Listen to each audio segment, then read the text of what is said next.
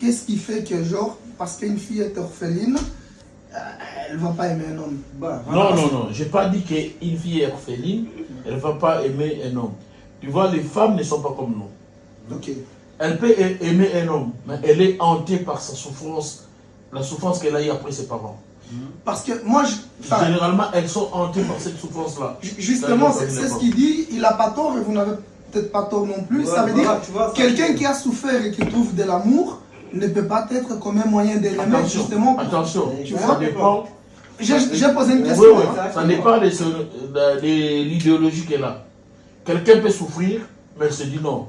Moi, j'ai souffert, j'ai été abandonné, je suis resté orpheline, mais je dois aider mes enfants. Je ne veux pas que mes enfants vivent ce que moi j'ai vécu. Il y a des femmes comme ça. Mais il y a des femmes, elle est hantée par sa vie intérieure. Tu comprends? Tout ce qu'elle a vécu, elle fait souffrir l'homme ou les amis qui n'ont rien à voir avec sa souffrance, qui n'étaient pas là. Alors ça c'est pas forcément alors une femme qui a perdu, on va dire, orpheline. Parce que ça peut être aussi quelqu'un qui a grandi avec ses parents, mais qui soit en amour. Elle a reçu de déception, on voit beaucoup de cas comme ça. Voilà. Mais il y a des femmes aussi qui ont... Ça, voilà, je suis tout à fait d'accord avec toi. Il y a des femmes qui ont été maltraitées, qui ont l'air de parents. Mais son premier amour... C'est chaud ce qu'on dit. C'est compliqué. C'est pas des choses que tu peux vraiment classifier. Dani, toutes les femmes... je vais te donner un exemple. Toutes les femmes qui fument les joints... Qui les a appris à fumer les joints? Peut-être c'est leur premier mari, peut-être c'est leur premier amour. Il aimait tellement les gars. Ah, ou peut-être des amis aussi. Peut-être des amis aussi. La plupart c'est des amis. Non, la plupart, souvent c'est des hommes aussi. Les femmes c'est souvent. Oui, mais en tant qu'ami. Parce qu'il a rencontré un homme qui fume. Elle aimait beaucoup l'homme et l'homme l'obligeait à fumer. Mais tu sais, à nos temps là, maintenant là, c'est des trucs que tu peux pas dire. Parce que maintenant tu vois une fille de 13 ans, 14 ans qui fume. Wallah, elle connaît des trucs que toi tu n'oserais jamais faire ta vie. Tu vas jamais faire ça. Mais moi, je vais te remonter en arrière, tu vas pas le faire. Moi, je pense par rapport à... Tu vois, par rapport à... C'est pas le même délire. Maintenant, les gens, ils pensent... Toi, tu crois en Dieu, toi? Moi? À 1000%. Ah, c'est déjà bien. À 1000%. Je fais même pas comme ça. Je suis droit dedans. En fait, le premier amour de la fille, c'est son père. Mais bien sûr. C'est-à-dire, c'est à travers le père qu'elle a le cadre de la vie. Si à travers le père, elle n'a pas réussi l'affection qu'elle a, parce qu'il y a des pères qui sont présents, mais émotionnellement absents. Non. Ben si, il y a des pères qui sont... Ben oui. C'est le père, oui. Parce que si elle a manqué le bas âge, l'affection du père, qu'est-ce qu'elle va faire? En grandissant, elle va aller chercher ailleurs ce qu'elle n'a pas eu à l'intérieur. C'est qu'elle a manqué avec le papa. Voilà comment elle... Tu as une fille? J'ai 2 filles. J'ai 2 filles. Non, mais tu vas payer ce que tu as fait, toi. Comment ça? Tu vas payer ce que tu as fait. Non, moi je suis sérieux. Tu vas payer, il a bien payé ce que tu as fait, toi. Ça se paye. Ça se paye. Ben oui. Lui, il va payer. Je vais payer quoi? Moi je suis sérieux. Hein. Tout le mal que tu as fait aux femmes. Tu vois, c'est à cause des hommes comme ça que les filles sont devenues dangereuses. Non, c'est faux. Moi, j'ai toujours été bien, moi. Il a sa cible, là. Non. Je te jure. Écoute, j'ai connu beaucoup de filles, ok, c'est bon. Il avait une femme camerounaise. Il avait une femme camerounaise. Camerounaise, on dit les Camerounaises. Ouest africaine. Bah ouais, c'est ça. La femme que tu t'es séparé, qui avait 2 enfants, qui t'es séparé d'elle. Non, j'avais pas 2 enfants avec elle. Non, elle avait 2 enfants avant toi. 1 ou 2 3 enfants. 3 enfants. Mais Mika, tu m'en lâches là. Ben lui, attends. Il m'expliquait, il m'a fait croire que la femme était mauvaise, mais quand j'ai tout compris, j'ai compris que c'était lui le mauvais. Ah bon? Qu'est-ce que je fais? Non, c'était pas vrai. Lui, c'est un grand profiteur de femmes. Non. Lui, il est grave, lui. Comment ça profiteur? Non, lui me taquine. Non, c'est vrai. Non. Lui, avec les femmes, il n'est pas sérieux, lui. Rentre pas là-dedans, t'as pas vu, je suis neutre, là. Regarde, lui, c'est l'artiste. Ça m'étonne, tu vois. Non, c'est faux. apparemment, je ne connais pas. Justement, tu connais pas, mais toi, tu sais ce qu'on dit là. Ça, qu'on assiste, frère. Tu penses qu'il est sérieux? On fait neutre. Net, voilà.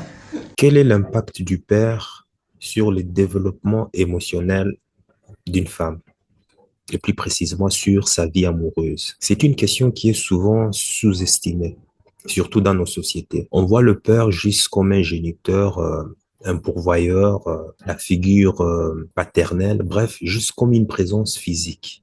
Mais on parle rarement de la qualité de cette présence, car pour un père, il ne suffit pas juste d'être là.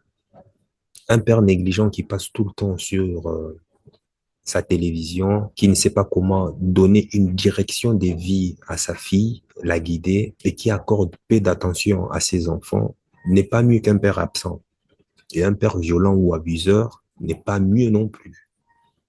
Certaines femmes d'ailleurs, en parlant de leur père dysfonctionnel ou violent, n'hésiteront pas de dire j'aurais préféré qu'il n'existât pas ou qu'il soit mort.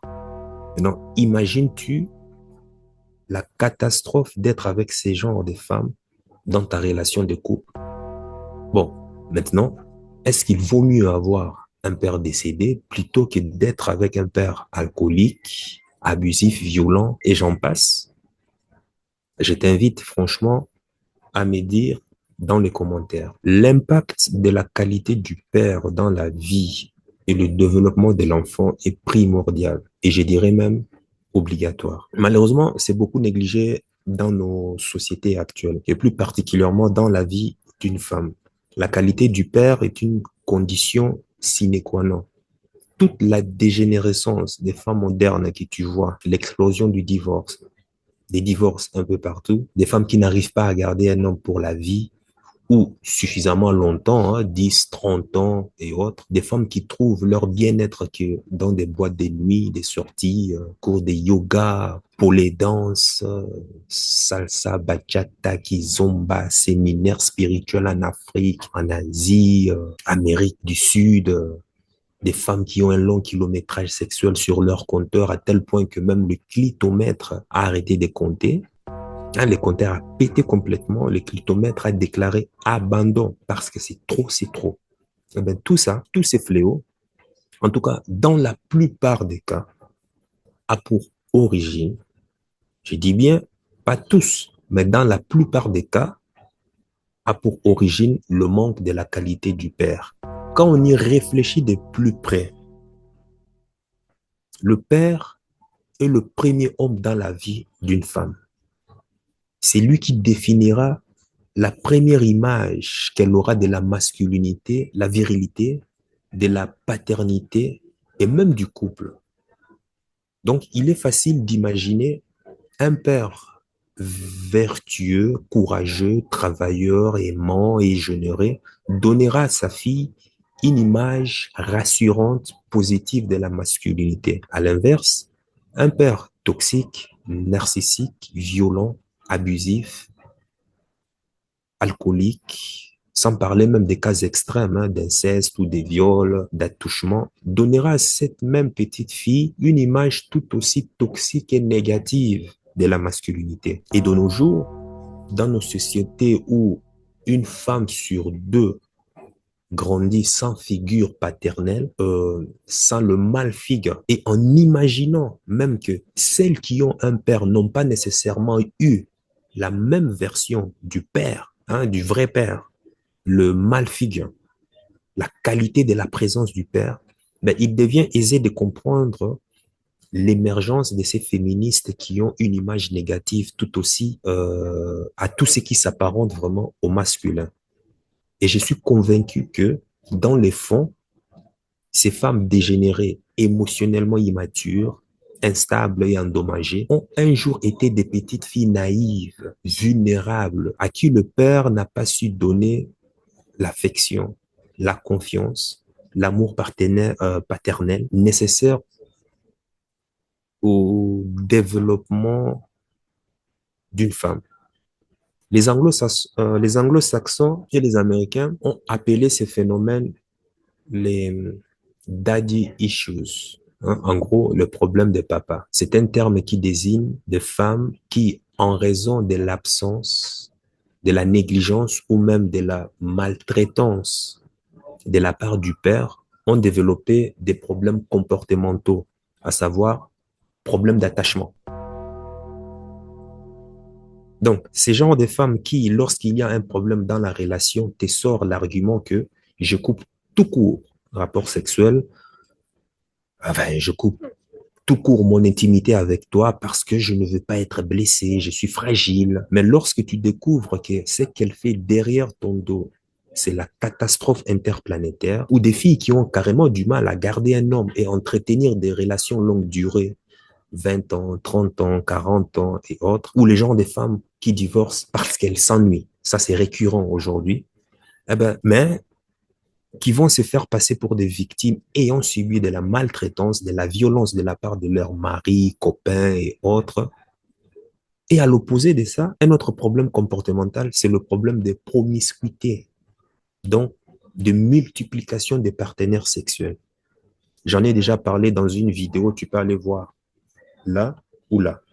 Quelque chose qui va apparaître ici. On va cliquer dessus et voir. Donc, c'est ces gens de filles qui sont abonnés sur des sites, des rencontres comme Tinder, AdoptMate, Mythique, et qui sont très présentes sur les réseaux sociaux comme Instagram, Facebook, LinkedIn, OnlyFans, Memes.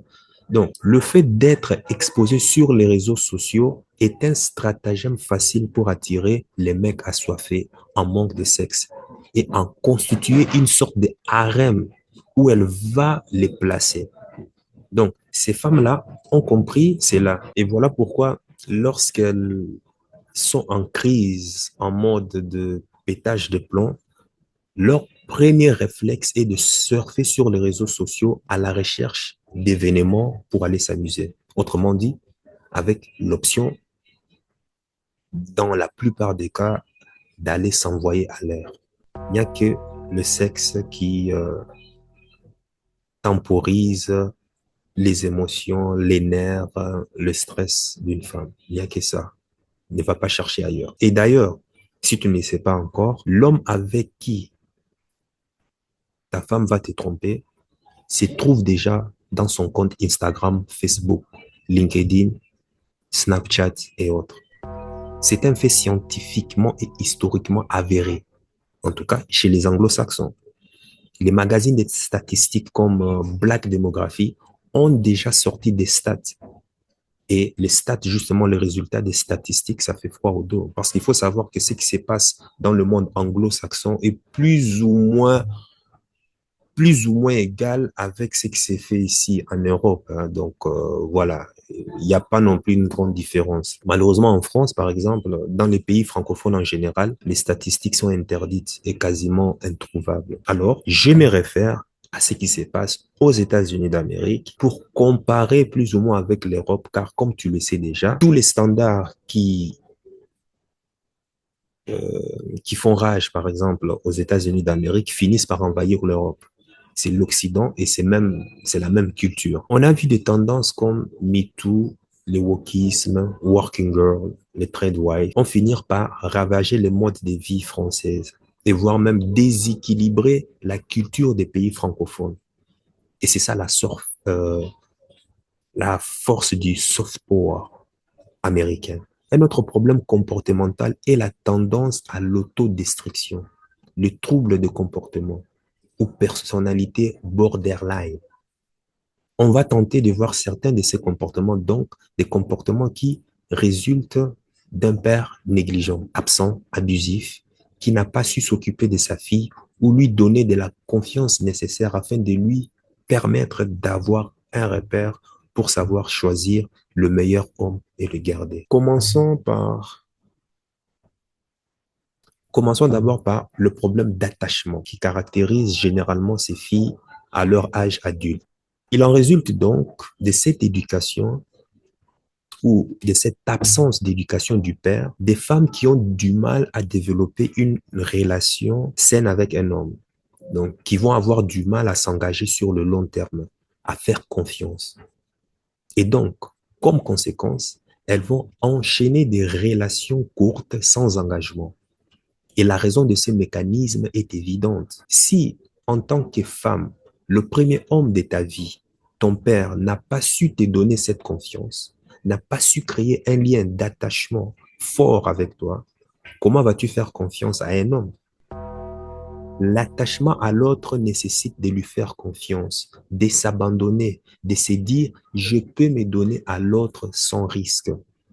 Et si cette femme n'a jamais développé ces sentiments avec son père, le premier homme de sa vie et le plus important, jamais elle n'arrivera à le faire avec un autre homme. Ou du moins, ça sera extrêmement très difficile.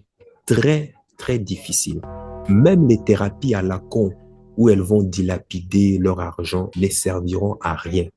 À part enrichir, bien sûr, le thérapeute ou la thérapeute lui fait son business, dans le but de la maintenir dans cet état d'illusion, d'espoir, de guérison. Mais non, si tu guéris, le thérapeute perd un client. Alors, à quoi bon guérir, par exemple, à quoi bon guérir alors qu'il peut très bien te garder dans tes illusions et tu continues à en raflouer sa caisse. C'est comme ça se passe. Un autre trouble comportemental est que lorsque la femme est en couple, elle voudra constamment une réaffirmation constante. Le type de femme qui te demandera constamment, est-ce que tu m'aimes? Tu ne me dis jamais assez, je t'aime. Tu ne me démontres jamais assez. Et pour un homme, ça peut être très pénible à vivre cela parce que les hommes, on n'est pas très expressifs.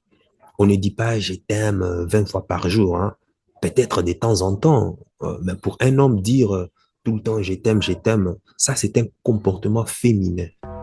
Et ce n'est pas masculin de se comporter comme ça. Et toujours dans la même catégorie, tu as aussi le type de femme qui te demande si elle est sexuellement bonne pour toi. Ou qui te dit, chérie, tu ne trouves pas que j'ai un gros ventre ou chérie, tu ne trouves pas que j'ai un bouton par-ci, par-là. Tu l'auras compris. Bref. Souvent, dans 51% des cas, ces femmes qui ont un développement dysfonctionnel de par leur père vont être dans ces schémas. Un autre comportement qu'on va trouver chez ces femmes est la tendance à être attirée vers des hommes eux-mêmes dégénérés, donc négligents et parfois violents. Et de manière inconsciente, quand le père a été négligent et violent, la femme à l'âge adulte va avoir tendance à rechercher la même chose et reproduire le même schéma. Et quand ces gens de femmes se mettent avec un homme bien, qui est tout le contraire de l'image de son père, un homme doux, gentil, qui n'a jamais battu à coups de poing, maltraité, tu sais quoi, cette femme trouvera cet homme pas bien à son goût et elle fera tout pour faire tout foutre en l'air. Mais elle va toujours se réfugier dans le déni pour toujours dire que c'est la faute de l'homme qui ne le met pas dans cet état de confiance. Bref, je ne le sens pas. Enfin, on a tous déjà entendu parler de ce genre de répliques, au moins une fois dans notre vie. La relation n'est pas à son goût parce que ce n'est pas l'image du père qu'elle a connu. Maintenant, tu vas te poser la question, mais pourquoi agit-elle comme ça alors? Eh bien, parce qu'elle n'a pas connu d'autres modèles. C'est tout ce qu'elle connaît et c'est tout ce qu'elle a connu. La petite fille qu'elle était a fini par normaliser la violence, la négligence. Et elle le reproduit maintenant, elle le ressort maintenant à l'âge adulte. Et ça va même plus loin. Elles vont avoir même peur des hommes bien, des hommes gentils. Écoute-moi très bien parce que c'est très important ce que je suis en train de te faire comprendre ici. Parce que la petite fille qui a été maltraitée ne va pas comprendre à l'âge adulte un homme qui la traite bien, qui s'occupe bien d'elle, qui est doux, qui est attentionné. Ce qui se passe dans sa tête, et je tiens à rappeler que c'est un mécanisme inconscient et elles ne le comprennent jamais de toute façon. Voilà pourquoi nous, hommes, sommes rationnels, c'est pour les recadrer. Donc, ce qui se passe dans leur tête de façon inconsciente est je suis vilaine, je suis une salope, une tasse-paix, je ne suis pas quelqu'un de bien. Pourquoi cet homme veut-il me traiter bien? C'est bizarre. Il y a un truc qui cloche en lui. C'est quoi ce genre de garçon qui veut que je le suive dans sa direction de vie? Je ne comprends pas ses comportements. Par contre, la même fille, de façon consciente, elle s'est dit, je dois penser à moi-même. Je dois me faire confiance. Je suis trop bien pour lui. Je ne dois pas, je ne dois pas montrer ma vulnérabilité. Sinon, il profitera de moi. Parce que je suis forte, indépendante. Moi. Toujours moi. Tu vois, on a deux mondes carrément opposés. Mais ce qui est génial dans ça, est que malgré qu'elle s'est dit cela de façon consciente, hein, tous ces mots réconfortants dans ses actes, dans ses comportements, elle finit toujours par appliquer le schéma inconscient. Le schéma inconscient finit toujours par prendre le dessus. Le schéma qu'a enregistré ses circuits neuronaux lorsqu'elle était petite fille, c'est ce schéma-là qui finit toujours par dicter son attitude. C'est qu'elle va mettre en action. Tu comprends pourquoi il ne faut jamais, mais au grand jamais, écouter ce qu'il dit une femme, mais toujours analyser ses actes, ses actions. C'est là que se cache la vérité. Une femme qui a été maltraitée dans son enfance, une femme qui a eu une relation trouble avec son père dans son enfance ne comprendra jamais à l'âge adulte un homme qui la traite bien. Tout ce que tu fais pour elle est perçu comme une attaque qui porte atteinte à sa liberté de femme. Et tu as souvent entendu des remarques comme quoi, écoute, toi tu es simplement, toi tu veux simplement que je sois ton esclave ou que je suis une grande, ou du genre, ah, je suis pas ta fille, hein, ou tu n'es pas mon père. Tu ne dois pas me dire ce que j'ai à faire. Voilà. Ou des filles qui te demandent même conseil par rapport à un problème, mais quand tu lui donnes la solution, elle ne l'applique pas. Elle fait tout le contraire. Ou des filles, les remarques des filles qui te disent je ne veux pas que tu me dises quoi faire sur mon problème. Je veux simplement que tu m'écoutes. Voilà. Je ne t'ai pas dit de me donner des solutions, hein. Mais je veux simplement que tu m'écoutes. Ne sachant pas que un homme qui se comporte ainsi va à contre-courant de sa nature masculine. Et plus l'homme s'éloigne de sa nature masculine, le désir de la femme envers lui diminue, voire disparaît. C'est là que la nuit commence. Elle va aller chercher d'autres groupes de personnes qui vivent la même situation. Elles vont s'encourager, se réconforter, se supporter dans leur délire d'autodestruction. Et plus tard, elle finit par demander le divorce. Elle finit par demander le divorce, la séparation. Ou l'agresseur, le fautif, le coupable est toujours l'homme. Elle, c'est une victime éternelle. N'est-ce pas fascinant? Ensuite, tu vas te rendre compte que ce type de femme est perturbé par un homme qui lui veut du bien, un homme qui n'a jamais frappé, d'où, mais elle finit par mépriser les hommes qui se comportent ainsi. Et l'acte le plus flagrant du mépris, c'est lorsque la femme avec qui tu es en couple te dit « je t'aime bien, on peut rester ensemble, mais je ne veux rien de sexuel avec toi.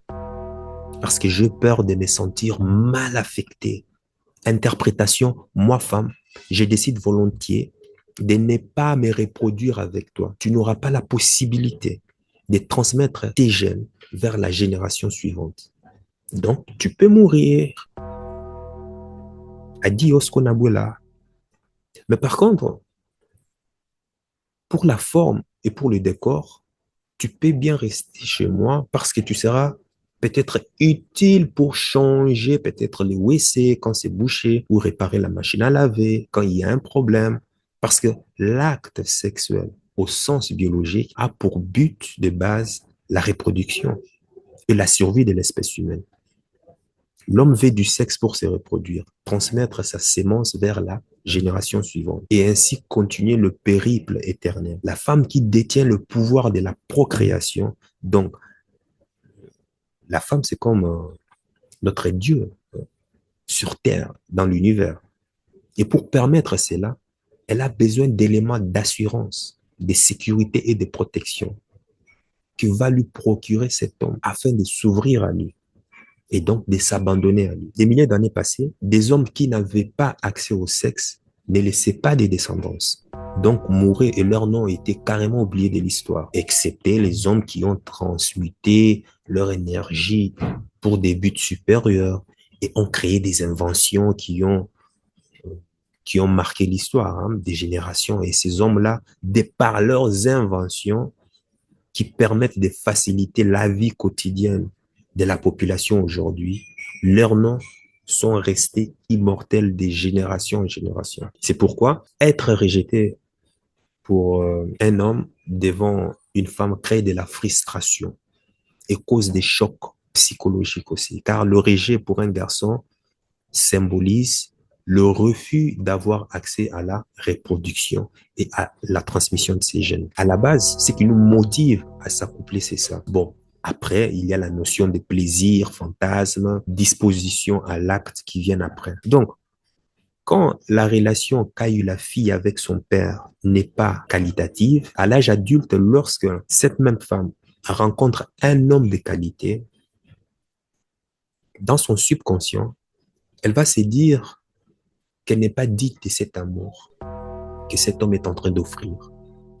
Pourquoi me traite-t-il comme ça? Moi, je suis une tasse-paix. Je suis une femme qu'on délaisse, qu'on crache dessus, qu'on maltraite. Je n'ai jamais connu ça depuis toute petite. On m'a toujours maltraité. Voilà leur narratif dans leur subconscient. Voilà ce qui se passe dans leur inconscient. Ça crée un conflit dans leur esprit lorsqu'elle rencontre un homme bien, qui est à l'opposé de l'image du père, qui est son premier homme, son premier amour. Et elle finit par mépriser cet homme parce qu'elle ne comprend pas cette attention, cette gentillesse, cette attitude qui est à l'opposé de ce qu'elle a connu dans ses relations passées. C'est ça que moi j'appelle le dysfonctionnement. Tout ce qu'un homme fait comme bien est toujours mal interprété par le cerveau de la femme parce que ces circuits neuronaux se sont construits depuis son enfance en intégrant l'information du manque du père absent, que ça soit émotionnel, physique, mauvaise qualité relationnelle avec le père, bref. Donc, à l'âge adulte, son discernement sur ce qu'un homme bien pour elle est totalement biaisé. En langage informatique, cela donne comme message 404. Hein? Tu auras des beaux projets de vie avec elle pour le couple, pour toute la famille, mais dans sa tête, le message 404 s'affiche en permanence. Tu ne peux rien faire. Comme nous vivons dans une société où un enfant sur deux naît d'une famille divorcée, récomposée ou a grandi en tout cas avec une mère célibataire, cela fait que pour être avec une femme, il faut le maltraiter pour qu'elle se soumette. Et par la soumission, elle devient complaisante face à ses caractères de dominance, qui, je te rappelle, est une qualité hautement recherchée par les femmes afin de compléter leur polarité féminine.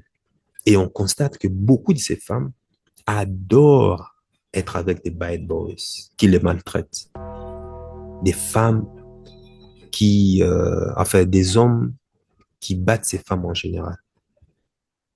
Ces mêmes femmes vont te dire qu'ils haïssent complètement des hommes violents, mais étrangement, c'est avec cette catégorie d'hommes qu'elles font des bébés avec eux, se mettent en couple avec eux.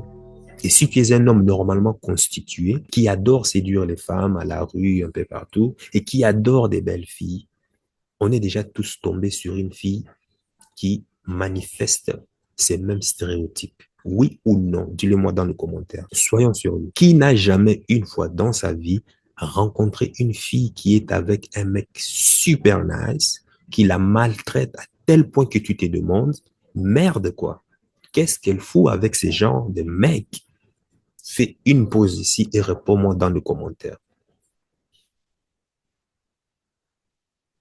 Ben justement, la réalité est que une femme dysfonctionnelle, une femme qui essaie de ne pas mourir, aime s'associer avec des hommes qui les traitent mal. Parce que cela correspond à ces circuits neuronaux qui se sont construits à cause de la relation trouble avec son premier amour qui est son père. Parce qu'une fille qui a été bien traitée dans son enfance, qui a eu un père comme guide spirituel dans la construction de sa vie d'adulte, un père qui a été généreux, aimant, doux, qui lui a donné toute la confiance, l'amour dont elle avait besoin pour se développer et devenir une femme saine, accomplie, appréciera un homme qui la traite bien. Parce que c'est un schéma neuronal qu'elle connaît. Elle appréciera que tu t'occupes d'elle, que tu la respectes du moins. Enfin, respect au quotidien, sauf respect au lit. Parce qu'au lit, c'est la version animale qui prend le dessus, hein, et non la version sociale de l'humain. Si tu te comportes socialement et respectueusement au lit avec une femme, cher ami, c'est que tu as des très graves problèmes. Et je ne vais pas faire des dessins ici. Hein. Bon, voilà. Parce que trop de respect au lit fait chier énormément les femmes. Cela tue leur polarité féminine. Et après, on s'étonne qu'il y ait autant que les hommes, qu'elles aillent accuser ces hommes à la police parce qu'elles se font maltraiter. Et elles demandent le divorce. Ou bien parce qu'elles s'ennuient. Et après, elles demandent le divorce. Non, ne fais jamais ça. Respect du point de vue social, mais au lit, plus de respect. Hein. Au lit, c'est mon ennemi juré. Donc voilà, il n'y a pas de respect, il n'y a pas d'état d'âme. Ah, tiens, c'est ça. Donc, ce que je vais faire, je vais partager avec toi une anecdote, un cas concret, un peu comme un cas d'étude qui nous permettra à tous de comprendre cette mécanique et de nous identifier un peu plus facilement à ce sujet. J'ai connu dans le passé Ileana, une fille roumaine qui résidait en Belgique. Et je te rappelle que nous étions aux prémices de notre séparation. Tu sais, la période qui précède généralement la rupture du couple officiel. Parce qu'il y a toujours des étapes avant qu'une femme décide de se séparer de son homme. Donc, pour ça, je t'invite à regarder cette vidéo, peut-être qui va apparaître ici ou là, et ça te donnera en tout cas des indicateurs nécessaires pour que tu ne sois pas paniqué lorsque la situation pointe le bout de son nez. Quand une femme décide de quitter, ça veut dire qu'elle a déjà pris la décision 6 mois, voire 1 an, voire même 2 ans avant de mettre fin à la relation de manière officielle. Donc, avec la Roumaine Ileana, c'est un nom d'emprunt, tu comprends? Une fille très élégante, mignonne, intellectuelle, mais une vraie panthère à au lit, hein. Une vraie cascadeuse de sexe. Donc, on était assis au salon et j'ai lui montré les photos de ma famille au Nouvel An. Et je te rappelle que nous sommes en séparation encore. C'est-à-dire que la demoiselle a décidé de prendre sa tangente. Je pris note et je lui ai dit que j'ai respecté son choix et lui souhaité en tout cas un meilleur futur, encore mieux que celui qu'elle a connu avec moi. En fait, à la fin du Nouvel An, je lui montrais les photos de ma famille. Comment est-ce que ma mère était en train de fêter là-bas? Elle m'a sorti une phrase du genre, tu ne m'avais jamais montré ça avant. Pourquoi tu le fais maintenant? C'est bizarre, non? Donc, il a fallu qu'on se sépare pour que tu fasses cela. Donc, je lui ai rappelé que c'est le Nouvel An, ces photos sont d'actualité. Comment devrais-je te montrer cela avant? Elle ajoute, non, non, je parle des photos de ta famille en général. Mais je lui rétorque aussi, ben bien sûr, je t'ai déjà montré les photos de ma famille. Que racontes-tu là? Les jours de Nouvel An tombent le jour de la naissance de ma mère. Je lui téléphone chaque fois ces jours-là et on a de longues heures de discussions. Je te l'ai montré maintes fois pour lui souhaiter, même devant toi, pour lui souhaiter un bon anniversaire. La dernière fois même, tu as discuté avec elle quand j'ai recevé ces photos. Et je te l'ai montré pour voir comment est-ce que, enfin, je t'ai montré les photos pour voir comment est-ce que ma famille fête en compagnie de ma mère. Je lui ai expliqué que c'est, bon, chez nous, en tout cas, chez moi, dans ma famille, c'est devenu presque un rituel, en fait. Et je profitais aussi pour la montrer, en tout cas pour montrer à Ileana comment est-ce que ma mère fête là-bas en compagnie de mes sœurs. Et alors, je me retourne vers Ileana pour lui dire, mais comment peux-tu prétendre que je ne l'ai jamais fait alors que c'était un rituel chez nous, chaque fin d'année? Elle me répond, non, je n'ai jamais vu ces photos, y compris la famille. Waouh! J'étais stupéfait. En fait, c'était comme si elle avait appuyé sur le bouton supprimer. En fait, dans sa mémoire, et tous les souvenirs sont partis comme ça dans la fumée. Quand on était ensemble, elle se plaignait que je la maltraitais, que je ne faisais rien pour la rendre heureuse, que je travaillais trop, qu'elle n'est jamais prioritaire dans ma vie, que je faisais passer mes objectifs, mon travail et autres avant elle, que je lui faisais perdre son temps, tous ces blabla. Bref, pour tout te dire, en fait, c'est moi le fautif dans cette situation. À chaque fois, donc, elle me faisait des piqûres de rappel pour me dire des mots comme, tiens, je viens de remarquer ça, alors que ça, tu le faisais pas avant. Peut-être que si tu te comportais ainsi, les choses auraient changé. Par exemple, ça peut être cuisiner. Enfin, cuisiner, ça, je le fais toujours. Ça, c'est ma passion. Jouer avec le chien, promenade, sortie, bref. Donc, dans mes pensées, en analysant chaque mot qui sort de sa bouche, j'ai trouvé cela phénoménal de voir à quel point la femme a une mémoire courte lorsqu'elle n'est plus émotionnellement attachée à un homme. J'ai toujours trouvé ça franchement intéressant. Hein, c'est fascinant. Moi, je trouve ça fascinant parce que c'est comme si tu avais en face de toi deux personnalités totalement différentes. On dirait qu'on avait fait reset dans sa mémoire. Soit elle fait exprès d'appuyer sur le bouton de son cerveau, supprimer, supprimer, supprimer, supprimer, un peu comme une espèce de mantra, supprimer la mémoire de tout ce qu'elle a vécu dans le passé. Tu sais, un peu comme ces machines qui se réinitialisent tous les heures à minuit, supprime tout ce qui s'est passé la veille et à minuit, la machine se met à jour, à zéro. Zéro souvenir. Bref, elle oublie tout. Soit c'est vraiment une maladie qui perturbe leur cerveau et qui la pousse à vivre constamment dans le déni afin de justifier les choix de vie des souffrances qu'elle s'est fait à elle-même. Je me suis même posé la question, quel bouton manque dans leur tête pour leur permettre de comprendre que ces choix de vie les amènent nulle part, au fait, si ce n'est qu'au cimetière des éléphants. Mais encore une fois, si tu suis cette chaîne, si tu suis en tout cas les vidéos de cette chaîne, surtout la rubrique relations hommes et femmes, tu dois savoir ceci, avec une femme, tout ce que tu as fait dans le passé n'a aucune importance. C'est ça les logiciels féminins. C'est une actualisation constante du contexte de la relation. Tout ce qui compte, c'est le présent. Et comment elle se projette dans le futur, comment elle se projette émotionnellement dans le futur avec toi. Ce qui compte, c'est ce que tu fais maintenant. Qui tu es maintenant, ce que tu représentes pour elle maintenant, ce que tu vaux maintenant. La panthère sexuelle d'hier peut devenir la plus extrême des frigides aujourd'hui parce que ses émotions ne sont plus en harmonie. Une femme ne reste pas avec un homme par romantisme naïf, ni pour des souvenirs nostalgiques, ni pour une histoire partagée. Ça, c'est la nature masculine. Il ne faut jamais comparer. On est différents. L'amour féminin ne fonctionne pas comme la carte de fidélité Carrefour.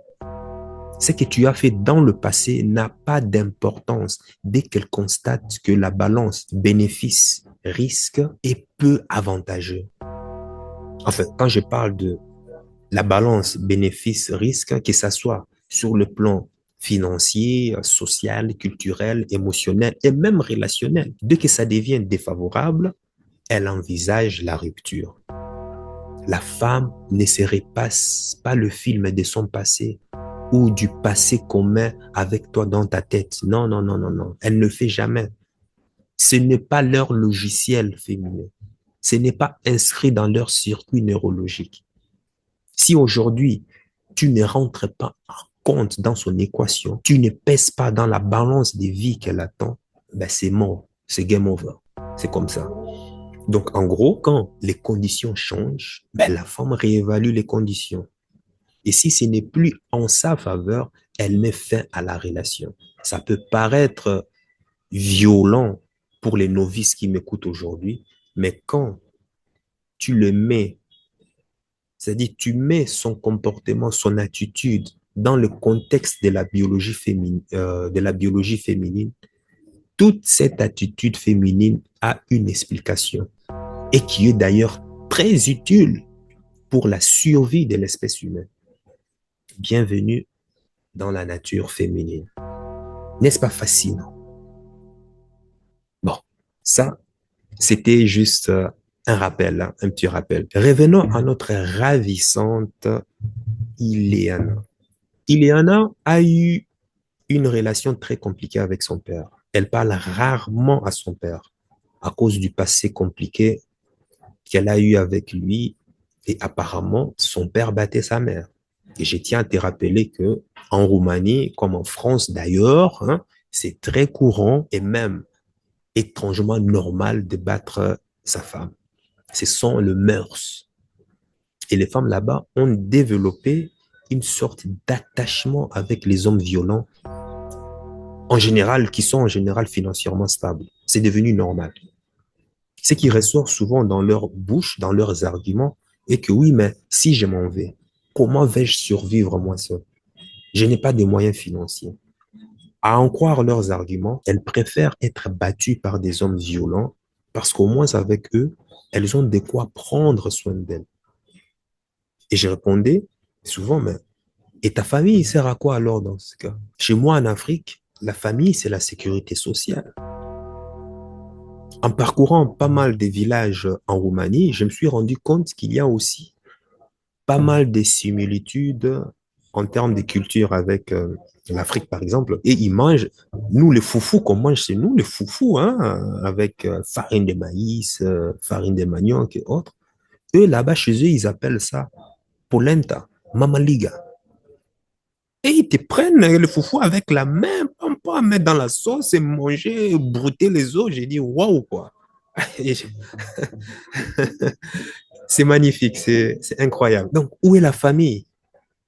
Pourquoi la famille reste muette? Bref, je ne vais pas développer ces sujets-là ici parce que cela a un lien avec l'histoire de la géopolitique au temps de l'Empire ottoman, l'Empire romain, qui a été à l'origine de la création justement même de l'État de Roumanie. Et c'est d'ailleurs pour ça que je ne cesse de te répéter que pour comprendre le comportement des femmes, il faut analyser toujours la géopolitique, la géoéconomique qui influence la culture, les mœurs d'un pays donné. On ne peut pas seulement analyser le comportement des femmes en se basant sur ce qu'elles font.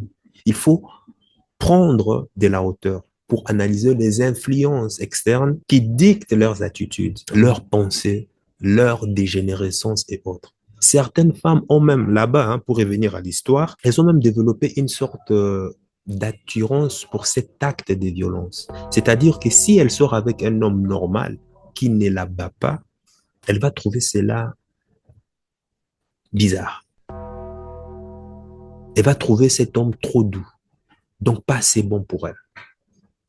Et d'ailleurs, je me rappelle, pour extrapoler, hein, je vais un peu extrapoler, je me souviens, une de mes ex, tous les consorts, c'est dit, lorsqu'on était en conflit, le seul moyen pour elle de pouvoir se réconcilier, c'était de finir par une bastion. Donc, elle m'est provoqué, elle allait jusqu'à me donner des coups. Imagine, toi, une petite fille maigrichonne comme ça, tu veux te mesurer à moi, en me donnant un coup. en me lançant des couteaux, une fourchette. Mais tu t'attends à quoi? Et du fait que je ne réagissais pas, parce qu'à chaque fois qu'elle commençait à péter le plomb, qu'est-ce que je faisais? Je partais dehors faire un tour, aller me promener ou aller prendre un verre dehors, tranquille, le temps que l'attention puisse retomber à la maison. Et pour elle, non. Elle me suivait jusqu'à la rue pour me donner des coups, j'ai des super kicks. J'ai dit, mais pourquoi? J'ai compris plus tard que avec ses ex, la bastion qu'elle voulait, c'est-à-dire elle adorait être tabassée. Pourquoi? Parce qu'après, ça finissait au lit par une partie des jambes à l'heure très pimentée. Et de cela, justement, la partie des jambes en l'heure permet justement de pouvoir baisser leurs hormones et par la même occasion, c'est l'extase qui s'ensuit. C'était ça son modus operandi. Mais désolé, moi, dans mon schéma de croissance et d'éducation, moi, je n'ai pas été comme ça, désolé. Ce n'est pas mon schéma. Si toi, ok, c'est ton schéma de circuit neuronal, mais ce n'est pas mon habitude. Va retrouver ces gars avec qui tu es habitué à faire ça, qui aiment bien te tabasser, parce que c'est ce qui te donne du plaisir après. Mais elle avait besoin qu'on la batte pour qu'elle puisse, voilà, qu'au lit, ça finisse par une partie des jambes en l'air pimentée, et puis par là, réconciliation. Et dans 3 jours, une semaine, rébelote. Ah non, non, non, non, non. Désolé, quoi. Quand on est entrepreneur, la seule chose où on tremble à cause du temps.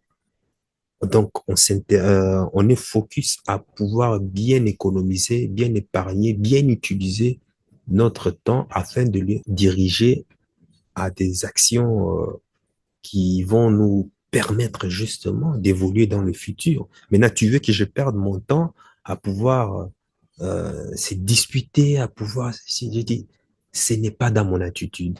Surtout que moi, à la base, je suis un introverti. Hein. C'est quelque chose qui m'épuise. Il faut discuter, argumenter, par-ci, par-là. Non, pas de cette manière, désolé. Ça m'épuise, c'est beaucoup d'énergie pour moi.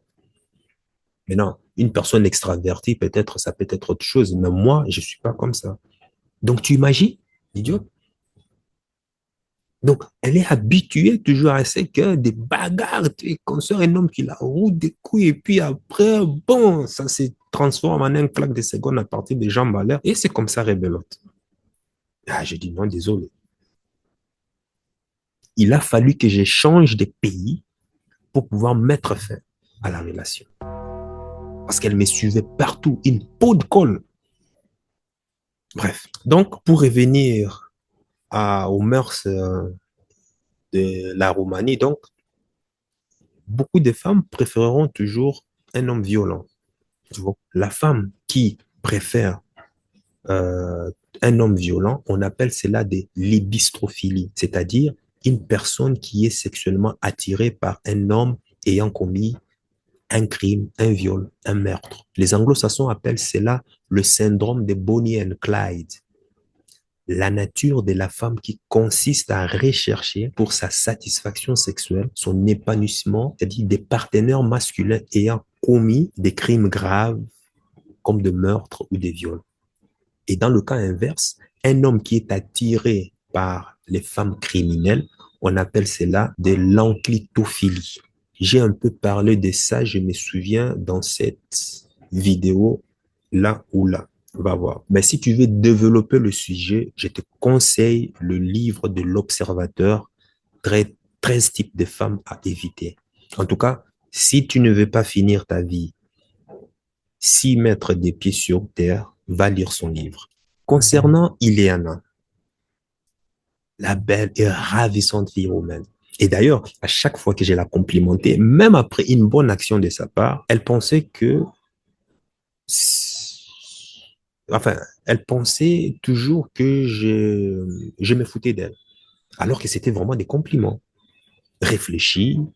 Et quand je lui démontrais A plus B le pourquoi de ces compliments, Elle s'est marrée, mais finissait toujours par des phrases comme arrête de te foutre de moi. Ou je vois que, écoute, je trouve que tu es trop fatigué, hein. Va te rafraîchir ton esprit, va te reposer là-bas. Bref, c'était toujours ce rejet constant de ce qui est bien pour elle, ou bien qui est censé être bien pour elle, mais tout ce qui est attitude méprisable, elle trouvait cela bien étrangement. Et que comme c'est une femme forte, indépendante, personne n'a jugé à ce qu'elle adopte. Bref, donc, Ileana, elle a eu une relation compliquée avec son père. Elle déteste son pays à cause de la pauvreté. Ses relations passées ont été compliquées, notamment avec le père de son fils qui la battait. Et le seul mode d'échappatoire dans ce genre de situation était pour elle l'émigration. Donc, de venir en Europe occidentale, hein, tu comprends. Et une fois en Belgique, avec l'appui des lois belges, justement, ça, c'était facile pour elle de divorcer sans craindre des représailles de la part de la famille, du père, et même y compris même de sa propre famille. Car malgré ses souffrances, sa famille, malgré ses souffrances au quotidien dans son couple passé, sa famille était incapable de dire un mot, malgré qu'elle se faisait battre. Sa famille, son entourage trouvait cela normal. On lui disait de supporter, que les choses vont s'améliorer après. Imagine, monsieur tabasse madame à coups du percute. Elle va voir sa belle famille pour se plaindre et malgré tout, on accordait, malgré les plaintes de madame, monsieur avait toutes les honneurs possibles. On lui déroulait toujours le tapis rouge. Un peu pour dire que, écoute, c'est une dispute de couple, mais les choses vont s'améliorer, quoi, ça va, ça va. Mais imagine un peu la scène. Bon, bref. Donc, pour avoir eu pas mal de relations des couples même amicales hein, avec des femmes de l'Est, hein, russes, ukrainiennes, Kazakhstan, roumaines et autres. Écoute, j'ai compris qu'il y avait un gros problème dans leurs mœurs. Parce que ces hommes qui battent des femmes, d'où leur est venu ces schémas d'image des papas et des mamans. Soit le père est violent et la maman laisse faire, soit la mère est violente et le père cautionne cela. Et l'enfant grandit en recopiant le schéma qu'il mimique chez ses parents. Dans cette vidéo, je veux qu'on se focalise simplement sur la qualité des relations avec le père. Ileana a un père alcoolique, parfois violent, mais elle n'a jamais pu avoir cette relation de qualité avec son premier amour, son premier homme, que toute fille est censée connaître avec son père. Ceci crée un dysfonctionnement qui va la poursuivre à vie dans ses rapports avec les hommes, qu'elle connaîtra bien sûr dans le futur. Et la science, sur ça, ne se trompe jamais. Donc, pour revenir, c'est à ses 15 ou 16 ans qu'elle perd sa virginité avec un homme qui avait, ben voilà, le double de son âge. D'après ses mots, ben voilà, c'était bof, bien, sympa. D'après Ileana, toute son enfance, elle cherchait à fuir son cercle familial. Comment fuir ton pays si tu n'as pas d'argent? Et un pays où le système social est chaotique, hein, contrairement à la France, à la Belgique, en Angleterre, la seule voie de sortie, c'est le mariage. Mais, avec un homme confortablement, financièrement confortable et stable. Ou c'est d'aller se prostituer. C'est ça. En tout cas, c'est ça en Roumanie.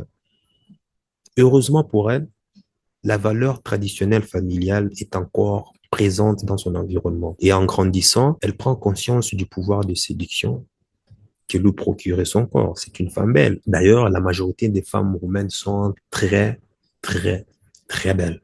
Ça, c'est une certitude. Donc, elle poursuit ses études à l'université dans la capitale et comme toute étudiante qui se respecte, les années d'études à l'université, à la fac, c'est les années de libertinage, d'expérimentation des hommes de tout genre, tu vois, loin derrière les regards des parents, de la famille. Beaucoup de femmes pètent même exponentiellement le compteur kilométrique de leur kilomètre pendant les années passées à la fac. Rares sont les filles qui savent se préserver. C'est d'ailleurs pourquoi je n'accepterai jamais que mes filles, que mes enfants, en tout cas, aillent dormir à l'université dans des chambres de côte dans des homes. Elle suivra ses études à l'université, mais dès que les cours finissent, elle rentre direct à la maison et bosser. Elle ne sortira de la maison familiale les jours où un homme l'épousera officiellement. En tout cas, ça, ce sont mes valeurs à moi. Revenons à la ravissante et magnifique roumaine Iliana. Donc, elle enchaîne relation en relation et tombe un jour, comme je l'ai dit, sur le père de son fils. Un homme qui avait l'objectif d'émigrer à l'étranger. Par exemple, à Londres, aux Pays-Bas, en Belgique, en France, afin de gagner plus d'argent. Cette catégorie d'hommes qui avaient la soif d'aventure, à la quête d'une vie meilleure, l'attirait beaucoup parce que c'était pour elle son passeport de sortie pour fuir son pays, parce qu'elle était en désaccord avec le mœurs de son pays. Elle ne voulait pas finir comme sa mère, comme ses autres copines de village, sa maman et autres. Donc, l'homme en question était à l'image de son père qu'elle détestait. Mais cela ne lui a pas empêché de se marier avec, d'avoir un enfant avec, parce que cet homme, malgré les qualités ignobles, représentait son passeport pour fuir son pays. Et surtout, quand on a entre 23 et 25 ans, bah, on sait que les femmes ont cette pression biologique de faire un enfant. Parce que l'angle de tir d'une femme, la femme, n'a pas la même horloge biologique que nous, les hommes. Hein. C'est pour cela, beaucoup des hommes n'arrivent pas à comprendre pourquoi elles sont si brutales, si horribles. Ben oui, ton horloge biologique t'indique que tu as très peu de temps. Alors, il faut te positionner sur des hommes qui vont t'aider justement à accomplir ben voilà, tes objectifs, quoi. Il faut pas te tromper sur le partenaire masculin avec qui tu veux te lier, avec qui tu veux t'associer. Mais bon, bref, on reviendra de ça en parlant dans une autre vidéo. Donc, et tant qu'on sait que la chute de leur fertilité commence à dégringoler à partir de 23 ans, chose qui a été faite, arrivé en Belgique, les lois sont très protectrices envers les femmes. Elle a eu le courage de divorcer avec ce mari violent, suite à une scène de violence aussi dont elle avait été victime. Elle prit ses clics et ses claques et hop. C'était une onde de choc pour toute la famille. Mais elle était déterminée et ne voulait pas subir la même oppression que d'autres femmes dans son village, qui par manque de moyens financiers sont obligées de rester dans des mariages et subir des traitements inhumains dégradants de la part de leur mari. Ça a été des années, des mois très durs pour elle, parce qu'elle a dû s'adapter, évoluer tout seul. C'était extrêmement dur. Mais elle a gardé toujours la foi, la détermination. Puis, les choses s'améliorant d'année en année, il y en a eu certaines relations de couples qui vont être saines. Je vais dire que les hommes qu'elle a connus après le père de son fils étaient plutôt des beaux gosses, hein, des gentils garçons, doux, bosseurs. D'autres avaient même les prototypes même des, tu vois, des hommes geeks, là, des hommes en forme. D'autres étaient même des tamponneurs, des chauds lapins. Mais ça ne lui suffisait pas. Elle a été incapable de les garder. Il y a même un homme qu'elle a connu, un homme libre financièrement qui développait des applications IT, un data analyst ou ingénieur. Je ne sais plus moi. Cet homme vivait dans une île en Chypre. Et si j'ai une bonne mémoire, cet homme lui avait proposé de venir vivre là-bas au soleil. Tu sais quoi? Elle m'a raconté qu'elle a refusé parce qu'il ne voulait pas dépendre de lui. Tiens, crois-moi, cher ami, déjà avec cette réponse, il y a beaucoup de questions sans réponse. Parce qu'il y a quelque chose qui clochait. Mais souviens-toi qu'à ce stade, je suis en train d'écouter qu'une seule version de l'histoire. Donc, pas de jugement de valeur. On écoute, on s'éteint et on analyse après. Ok, tu ne veux pas dépendre de lui, mais tu es en relation quand même. Et puis, aller vivre dans un pays où il fait chaud pratiquement toute l'année, ben, c'est le jackpot. Pourquoi refuser? Elle a répondu oui, oui, qu'elle ne voulait pas. Elle les voyait que le week-end ou le vendredi, elle prenait le vol et puis retournait les dimanches ou bien pendant qu'elle avait congé. Donc, c'était une relation aussi à distance. Et si tu suis cette chaîne, tu sais que ces genres de relations, on appelle cela PC, un plan PC. Voilà. Donc, c'est le stéréotype de madame qui, après, tu vois, une semaine de travail en train de se faire matraquer par son patron, a besoin de décompresser. Quoi de mieux que de voyager dans un pays où il fait chaud pratiquement toute l'année, aller se soulager à la mer et en bonus une partie des jambes en l'air pour recharger les batteries. Ça, c'est typique des femmes occidentales. Les féministes qui vous racontent leur voyage en Asie, en Afrique, en Amérique du Sud. En réalité, ces voyages sont un prétexte pour aller juste s'envoyer en l'air, loin des regards des proches qui vont mal les juger. Si elles adoptaient le même comportement en France, en gros, ces voyages leur permettent d'aller explorer leur côté obscur sans être jugés par la société, ni vus ni connus. Ces voyages, pour beaucoup, sont aussi une solution thérapeutique à leur dysfonctionnement. Elles prétendent aller trouver ailleurs une solution utopique à leur mal-être, alors qu'ils oublient que les maux qui dévorent ces femmes, même les hommes aussi d'ailleurs, sont le fruit de leur propre choix. Et que ces malheureuses cherchent loin d'elles le bien dont elles portent la source. En gros, elles tournent toujours dans le rond-point de déni et de victimes éternelles. Les femmes sont des êtres sociaux et avoir une étiquette sociale positive est une condition pour sa propre survie. Voilà pourquoi il est très rare d'attraper une femme en infidélité. Parce qu'elles savent comment s'invisibiliser. Les femmes sont comme des chiens. Tu ne sais jamais où le chat fait sa chasse. Quand le chat chie, il s'arrange à recouvrir sa merde avec du sable. Ni vu, ni connu. À l'opposé, les hommes sont comme des chiens, mais des chiens de différentes races. Un chien balance sa chiasse au vu de tout le monde et les gens, même de loin, arrivent à reconnaître que, ben voilà, ça c'est de la part du chien, quoi. Tu vois, c'est tel chien. De par sa forme, de par sa texture, on sait différencier la merde d'un chien d'un autre. Alors que le chat, lui, fait sa merde de manière silencieuse. C'est un sous-marin. Voilà les logiciels de la femme. Et les femmes qui se font attraper en flagrant délit d'infidélité, ce n'est jamais grâce aux investigations de leurs hommes. En tout cas, pour beaucoup d'entre elles, c'est elles-mêmes qui permettent à ce que cela arrive, afin de mettre simplement un terme à la relation actuelle et passer à autre chose. Si la femme ne te permet pas ce que tu vois son infidélité, cher ami, tu ne le verras jamais jusqu'à ta mort. Et je connais même une Polonaise qui me l'a personnellement avoué. Et j'ai vécu et subi cela avec aussi une de mes ex.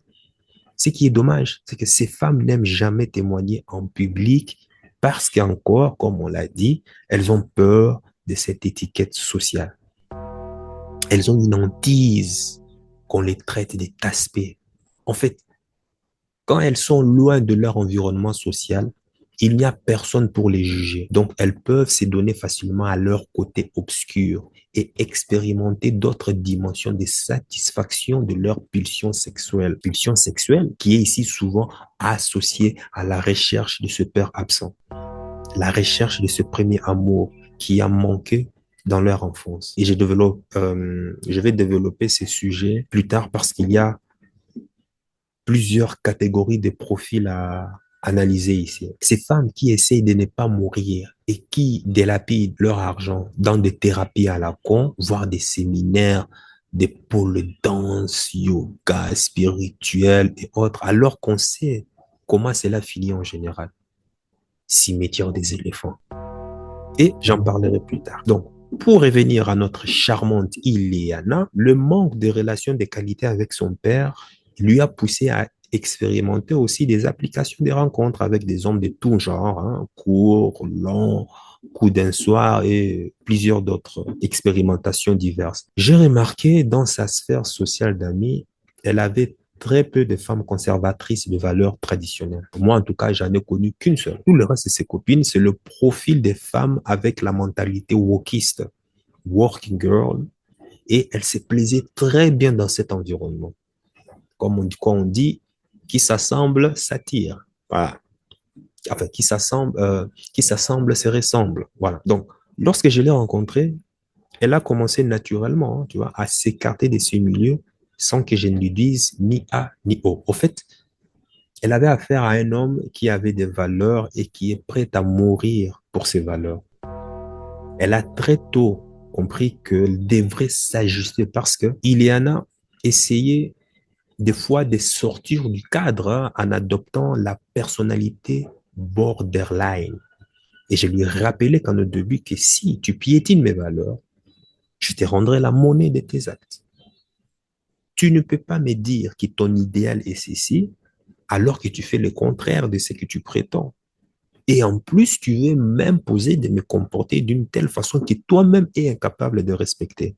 Non, pour moi, ça ne passait pas. Encore une fois, pas de jugement de valeur ici. Par exemple, si Ileana expose son corps avec un maillot de bain sur les réseaux sociaux, mais me dit que quand on est en couple, on ne doit jamais exposer son corps sur les réseaux sociaux à moitié nu, parce que c'est un manque de respect. Ok, c'est elle qui le dit, mais dans les actes, elle fait le contraire. Donc, qu'est-ce que moi je vais faire? Ah ben, moi aussi, je vais chercher des filles qui seront en maillot de bain et prendre des shootings avec. Ou je ferai encore même pire scénario que ça. Et là, c'était la cerise sur le gâteau. Ileana s'est justifiée en disant que oui, mais moi, je ne suis pas avec des mecs sur mes photos. Et je lui répondais, ah bon? Ok. Mais derrière ton appareil, c'était un mec ou une fille qui te prenait en photo. Ok, admettons même que c'est une fille. Le fait de t'exposer ainsi, en étant même seul, c'est un appât pour attirer d'autres hommes en manque de sexe dans tes DM que tu vas convertir pour les placer dans un harem. Lorsqu'il y aura crise dans le couple, cela te permettra d'aller justement appliquer les monkey branching. Tu vas les adopter, tu vas les coloniser dans ton harem, hein, bien là, jusqu'au jour où le besoin se fera urgent et tu iras dans ce même harem puiser. Elle me répond que tu exagères, n'importe quoi, mais bon, bref. Je n'ai personne, je ne suis pas une fille facile. Je lui rétorque calmement, mais fermement. Je fais référence au futur. Ton attitude, l'acte que tu poses là, est un danger pour mon territoire, qui est mon couple. Et cela ne fait pas partie de mes valeurs.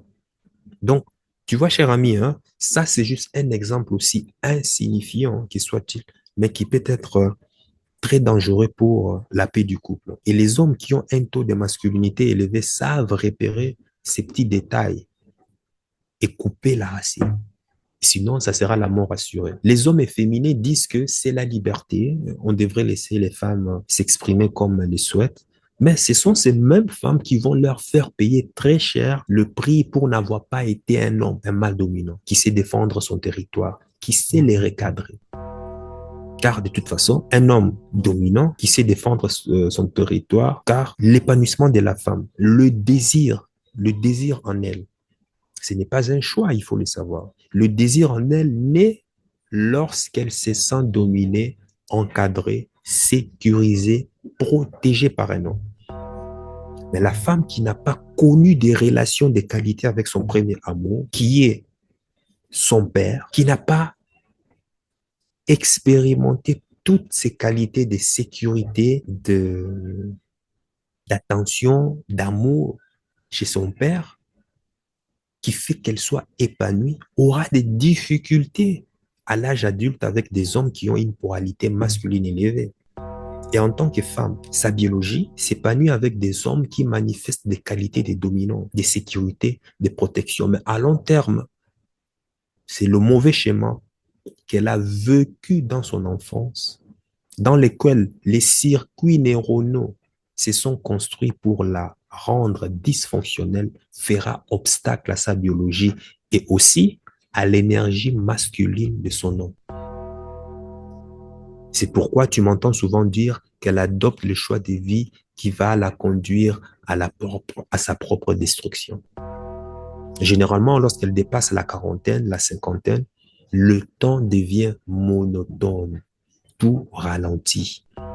Elle regarde tout d'heure et il n'y a aucun homme supérieur pour la prioriser. Voilà comment ces femmes vont dépenser leur argent dans des thérapies à la con, des cours de danse sociale, pour les danses, yoga, séminaires et autres, dans le but de combler leur solitude. Et je n'ai jamais vu une femme guérir lorsqu'elle commence ces thérapies à la con. Tout ce qu'elle gagne, c'est 2-3 coups de bite avec les hommes qui composent ces groupes-là, c'est tout, hein. Alors qu'une femme qui a bien accompli sa mission divine, c'est-à-dire prendre soin de son couple, l'éducation de ses enfants, Elle n'a pas le temps de penser à la solitude parce que son quotidien est rempli. En parlant des différents projets familiales, jusqu'à la transmission de l'héritage, que ça soit financier, culturel, intellectuel, spirituel, professionnel, elle a beaucoup de boulot. Et sans compter les fêtes d'anniversaire, celle de la famille élargie, toutes ces dates à célébrer, en remplit son agenda. Et ajouter à cela les petits-enfants, les dates d'anniversaire des petits-enfants qui naîtront plus tard. Mais imagine l'ambiance dans la maison. La preuve, je vois cela avec ma maman. Elle est tout le temps entourée de ses petites fils et des petites filles. Pour elle, elle est tout le temps, elle a un emploi à temps plein. Imagine ressentir cette énergie des enfants, des petits-enfants, des belles familles au quotidien. C'est ça la vie de ma mère, entourée de 8 filles qui ont fait des gosses et viennent les laisser chez ma mère pendant qu'elles vont courir après le métro boulot dodo. Elle est tout le temps entourée. Elle a toujours quelque chose à faire. De l'autre côté, tu as la femme working girl, féministe, relation compliquée avec son père, qui, lors de sa jeunesse, elle était prisée par tous. Tout le monde voulait d'elle, tout le monde l'a priorisée par rapport à ses compétences et autres. Mais au crépuscule de sa vie, plus personne ne veut d'elle. Dans le monde industriel, plus tu prends de l'âge, plus on te met de côté. On te remplace toujours par celles et ceux qui sont actifs. Tu n'es plus sollicité. Tu n'as plus de l'attention. Tu as consacré toute ta vie à ta profession. Ok, c'est bien. Mais sache que c'est temporaire. Et comment finissent tous ces féministes? Seuls. Et souvent, en général, peut-être avec un homme de basse valeur qui n'est pas de son étalon. Elle est dans sa grande maison, bien décorée, mais avec une ambiance morose. Si elle a de la chance d'avoir fait un enfant, ce dernier sera peut-être sa consolation. Mais quand cet enfant grandira, il ne sera pas toujours là pour elle. Parce que cet enfant doit aussi s'occuper de sa nouvelle famille, parce qu'il doit aussi construire une famille. Quand tu regardes l'état d'esprit des garçons qui naissent des mères célibataires de nos jours, des filles même c'est encore grave, des garçons très égoïstes, démasculinisés, sans repère de figure paternelle. On sait déjà que la société de demain, c'est une bombe à retardement, pire que la nôtre. Si tu as aussi constaté que les mœurs de nos jours sont dépravées, souillées, une société en perdition totale, attends de voir ce qui va arriver demain. On sera comme dans Mad Max en termes de valeurs. Les hommes d'aujourd'hui sont non seulement égoïstes, en plus de ça, ils sont sodomisés par le grand capital. Ils doivent obéir à l'industrie corporelle, métro, boulot, tombeau, mentalité conformiste, comportement moutonnier. Comme ils n'ont pas de temps, ils préfèrent abandonner leurs vieilles dames, leurs vieux parents, leurs vieilles mamans dans des maisons de repos et de temps en temps passer un week-end sur 2 pour les rendre visite. Personnellement, je trouve ça triste. Voilà le sort des mères célibataires. Et beaucoup de ces vieilles femmes dans des maisons de repos craquent et trépassent rapidement parce que l'environnement dans lequel elles se retrouvent n'est pas en harmonie avec celui qui a façonné leur vie, leur existence. Alors viennent les soucis, la solitude, la pire hantise des femmes. Les regrets s'en mêlent et finissent par craquer. Voilà.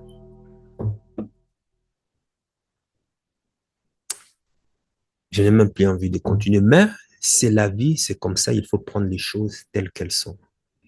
Voilà pourquoi on s'efforme et on s'efforme sur cette chaîne. Dans une autre vidéo, je te parlerai d'autres caractéristiques de dysfonctionnement. Là, j'ai déjà un peu trépassé, aller au-delà du sujet de la vidéo. Sur ce, sache que ton cœur, c'est déjà ce que ton cerveau essaie de comprendre. Suis la voie de ton cœur. Il connaît déjà le chemin. Ciao, ciao.